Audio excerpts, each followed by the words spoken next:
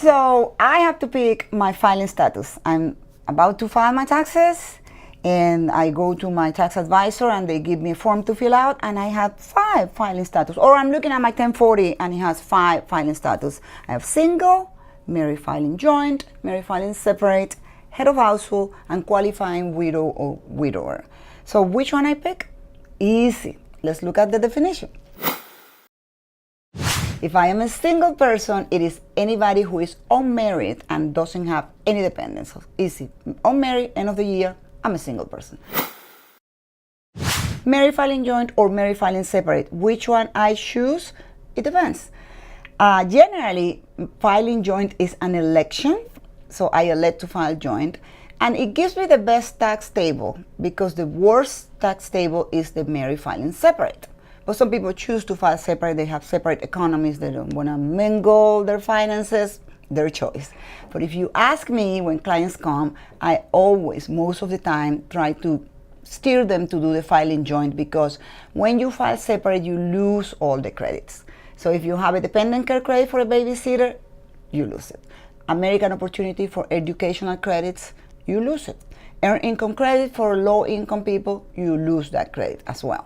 So any credits get the worst tax table. So most of the time, I say 95% of the time, it's more beneficial for people to file a joint return. They get a better tax table, better brackets, and lower taxable income. So that's one choice that is easy to make because you save money in taxes.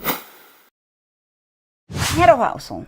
And in head of household, the definition of a head of household is a single person, unmarried, that supports a household and any other individual that depend on them. It could be a child, it could be the mother, the father, the grandma, an in-law. It could be somebody who is not even a blood relative, but it lives on your household. And you provide more than 50% of the person's support and provide more than 50% of the household maintenance. So that is a head of household. A mistake a lot of people make is they assume and they think like, okay, my spouse is not working, so I should be a head of household. No.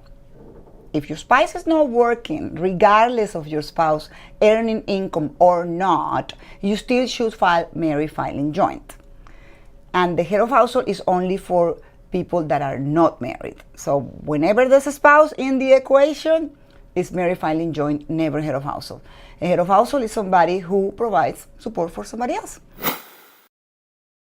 Then we have qualifying widow. The qualifying widow is a little tricky because I'm a widow if my spouse dies, right? But if my spouse dies in the year that I have to file, let's say we're going to file 2017, which is filed in 2018, and my spouse dies in December 31st. For that taxable year, I am going to file joint, like if the person was still alive. Even if the person dies January 1st, you still file as a filing joint return. But for the following year, if that widow has a dependent child, and it has to be the definition of a child, then that person is entitled to the qualifying widow tax table. That gives you the same tax table as the married filing joint. So it's a benefit for widows that have dependents. Because if you are a widow and you don't have a dependent, then the following year you're going to be single.